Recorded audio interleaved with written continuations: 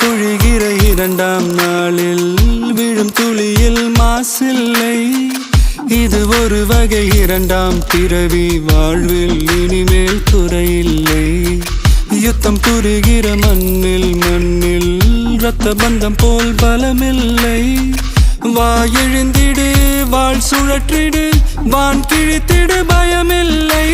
கீச்சை மறந்து போன கிளியின் மௌனம் போல இதயம் தவித்த போது நீ இசையாய் உள்ளே வந்தாயே.